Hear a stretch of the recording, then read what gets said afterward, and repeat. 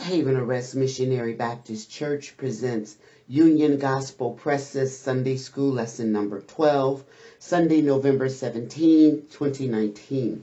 The lesson is entitled Crossing the Red Sea. Lesson text comes from Exodus chapter 14, verses 10 through 22. Related scriptures are Psalms 106, 7 through 9, Isaiah 63, 7 through 14. The place is the Red Sea, and the time is 1445 BC. In John Bunyan's Pilgrim's Progress, Christians reaches the summit of Difficulty Hill, where he meets two travelers, tumultuous and mistrust. They tell Christian there are lions just up ahead. Because of this, they have decided to give up their pilgrimage and return home. It is obvious by their fickle behavior that they see no value in a salvation that entails personal danger. However, tumultuous and mistrust are the Israelites in our lesson for this week. Today's aim, facts. To note that the Israelites quickly lost their faith in Moses and the Lord at the first sight of danger, even though the Lord's presence was guiding them in the miraculous manifestation of the pillar of cloud and of fire. Principle: to understand that even when supported by obvious miracles, people by nature are prone to lose faith when faced with fearsome threats. Application: to remember that in the midst of the most fearful experiences in our lives, we must hold on to our faith in the Lord's constant presence with us and his ability to guide and protect us. Illustrating the lesson. The illustration shows that the Lord defended the Israelites from Pharaoh's army and created a way of escape for them. Practical points. 1. Fear is a natural response to danger, but faith is the spiritual solution. Exodus 14, 10 through 11. 2. The enemy will try to convince you that you were better off in bondage. Verse 12. 3. If we are believers, there is no reason to cower in fear. God will fight for us. Verses 13 through 14. 4. God equips us with the tools we need and empowers us to use them. Verse 15. 5. God's instructions are clear and thorough. All we have to do is believe and obey. Verses 16 through 22. Golden text. And Moses stretched out his hand over the sea, and the Lord caused the sea to go back by a strong east wind all that night, and made the sea dry land, and the waters were divided. Exodus 14:21. Today we have 3 lesson outlines. The first is the response to danger. Exodus 14:10 through 14. The second is the plan for deliverance. Exodus 14:15 through 18. The third is the works of the Lord. Exodus 14:19 through 22. Introduction. My late grandfather was a veteran of the First World War and was involved in one of the largest campaigns of that war. My father quoted my grandfather as saying that anyone who claimed he was not scared in the midst of battle was either a liar or a fool. It is hard to argue with that statement, but consider this. What if a person marching into battle somehow knew with absolute assurance he would survive the engagement? Would he still experience the fear? As followers of the Lord, however, we can have full assurance of God's sovereign rule in our lives and can entrust ourselves to his gracious plan for us. This certainly should have a great bearing on how we respond to danger and trials. Still, as the Israelites demonstrated from their experience, it is easy for our faith to be overwhelmed when we look at the circumstances ahead of the one who controls those circumstances. The response to danger. Exodus 14:10. And when Pharaoh drew nigh, the children of Israel lifted up their eyes, and behold, the Egyptians marched after them, and they were sore afraid, and the children of Israel cried out unto the Lord. Verse 11. And they said unto Moses, because there was no graves in Egypt, hast thou taken us away to die in the wilderness? Wherefore hast thou dealt thus with us, to carry us forth out of Egypt? Verse 12. Is not this the word that we did tell thee in Egypt, saying, let us alone, that we may serve the Egyptians? For it had been better for us to serve the Egyptians than that we should die in the wilderness. Verse 13. And Moses said unto the people, fear ye not, stand still, and see the salvation of the Lord, which he will show to you today. For the Egyptians whom ye have seen today, ye shall see them again no more forever. Verse 14. The Lord shall fight for you, and ye shall hold your peace. Response of the people. Exodus 14:10 through 12. Pharaoh's great chariot force came upon the Israelites as they were camped by the Red Sea. The people of Israel immediately realized the hopeless position they found themselves in. They were essentially unarmed, had no chariots of their own, and were trapped against the sea with no route of escape. The fear that engulfed the Israelites seemed to push from their minds the promise of God that the Egyptians would be unsuccessful. Verses 1 through 4. The approaching Egyptian army was all they could see, and it produced overwhelming fear in the people. Exodus 10:14 tells us they cried out unto the Lord. This was certainly a proper response, at least on the surface, for only the Lord could save them from the impeding attack. However, they then turned on Moses, and their words against Moses were a rebuke and disloyal, showing a lack of faith and understanding. The people sarcastically accused Moses of bringing them out of Egypt just so they could die in the wilderness. They even claimed that they had begged Moses to leave them alone to serve the Egyptians rather than bring them out of the land and into the wilderness to die there. If anyone had actually said this back in Egypt, it certainly was not the prevailing attitude of the people, especially after the plagues began. In fact, the Israelites had been happy to leave Egypt and did not have to be coerced to do so. The complaint also was wrongly directed. Moses had not brought them out of Egypt, God had. Their complaint should have been, and actually was, against the Lord. But of course it was much easier to make it seem like they were blaming Moses.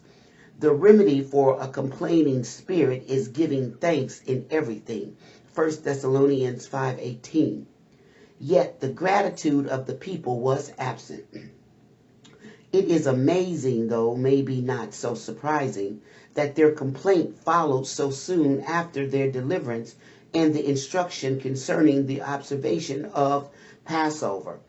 One writer makes an important observation here.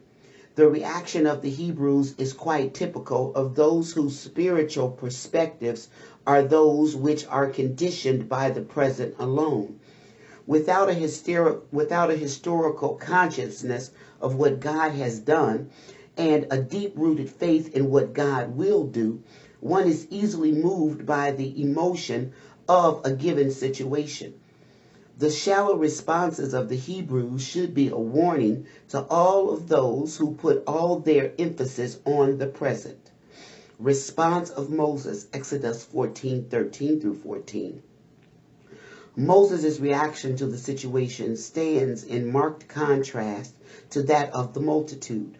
He urged the people to not be afraid, and then calmly and confidently announced the Lord's deliverance.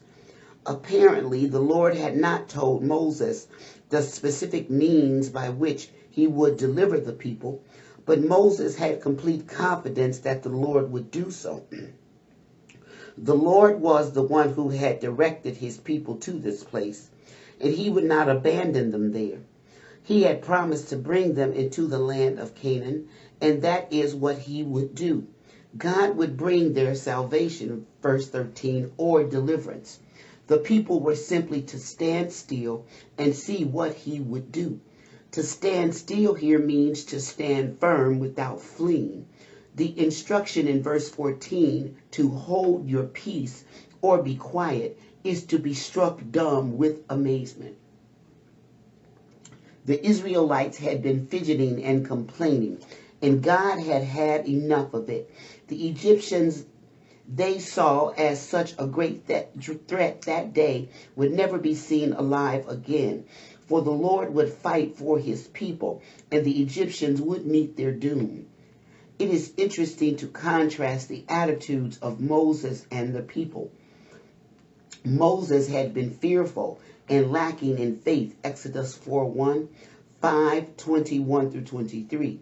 But he grew in faith as he served the Lord. Now he called upon his people to stand still and be amazed into silence by the sight of God's almighty deliverance of them. The people, however, reflected the attitude of those who are weak in faith.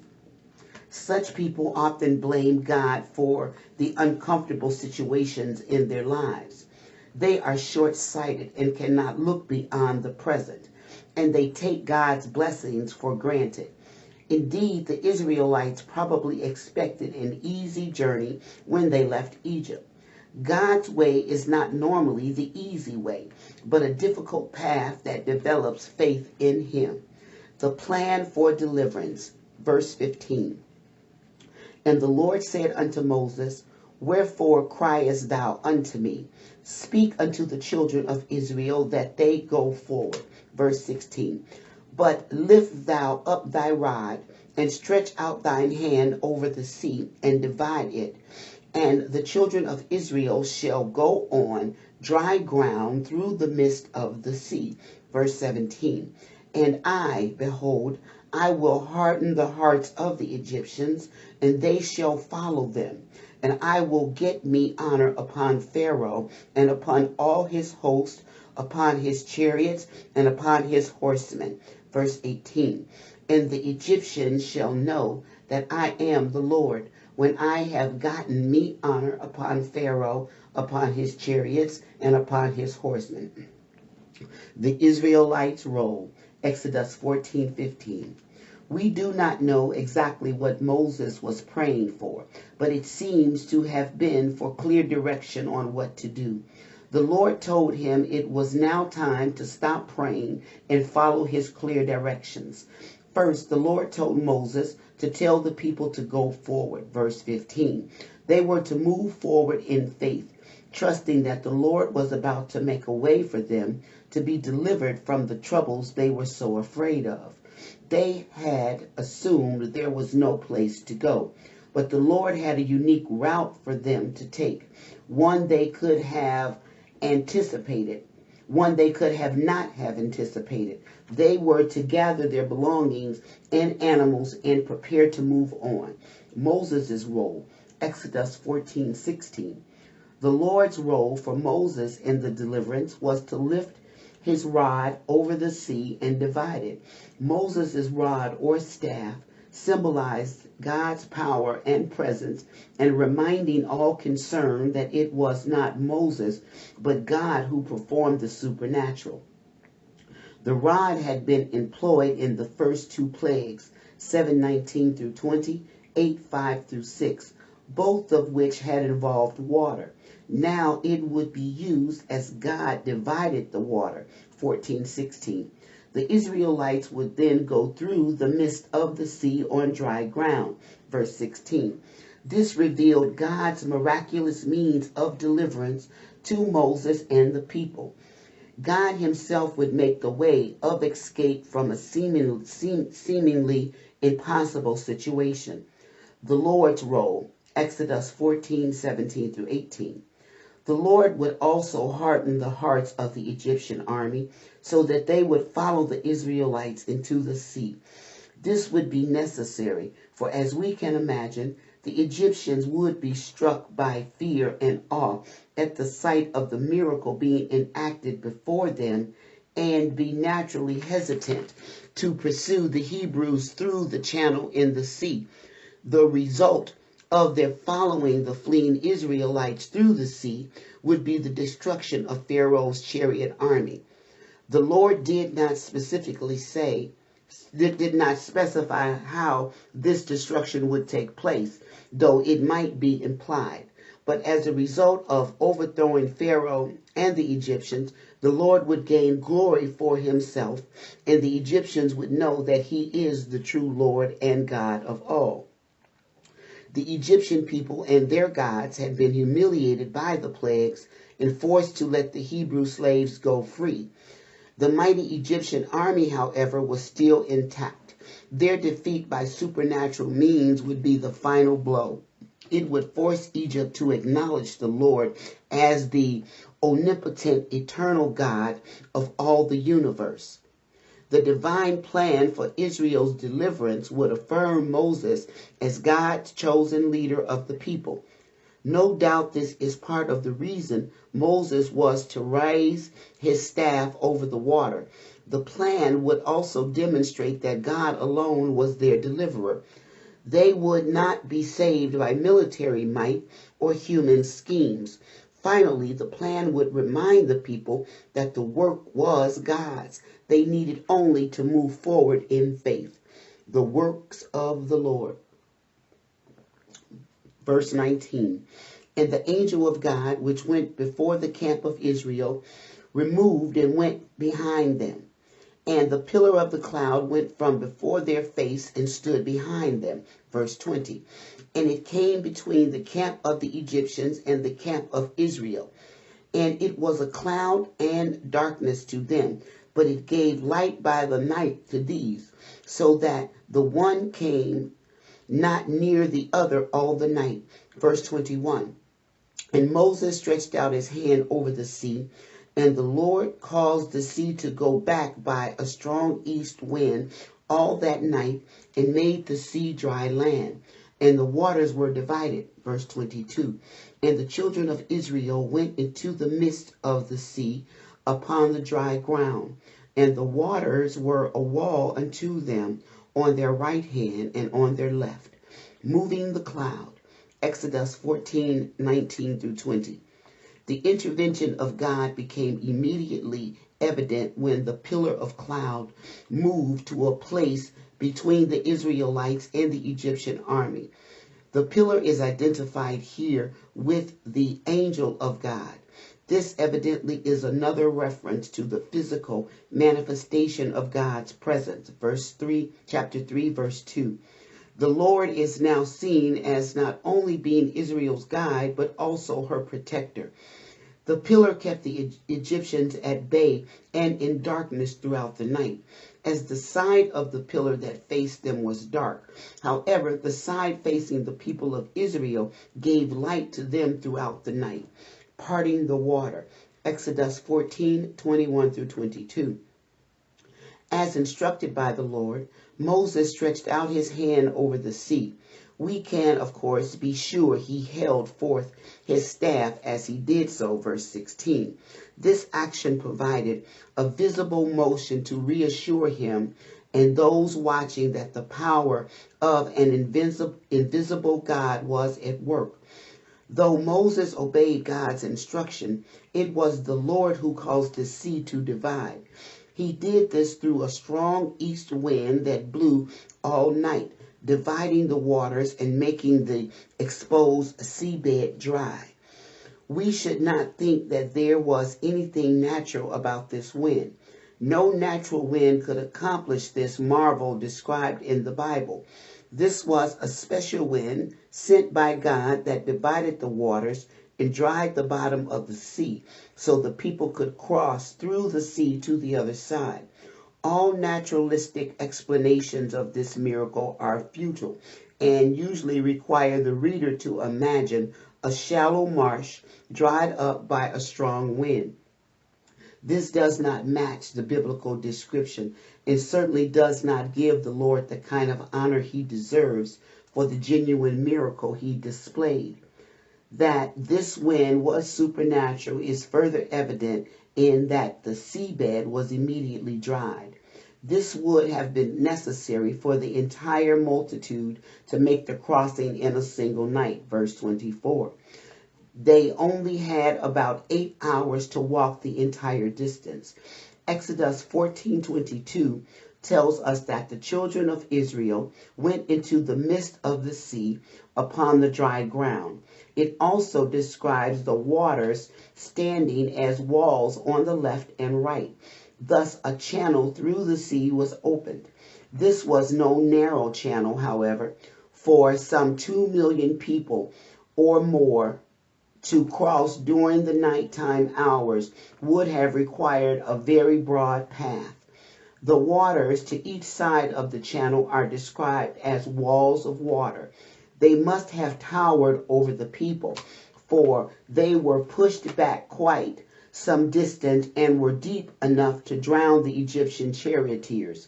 The poetic description in Exodus 15:8 speaks of the water standing upright as a heap and being congealed. Congealed means to be thickened. This word paints a picture of the waters as a firm mass. The moving of the cloud to protect the Israelites and light their way through the night and the parting of the sea were two undeniable miracles. For the people of Israel, there could be no doubt that the Lord was once again working on their behalf to finalize their freedom from Egypt.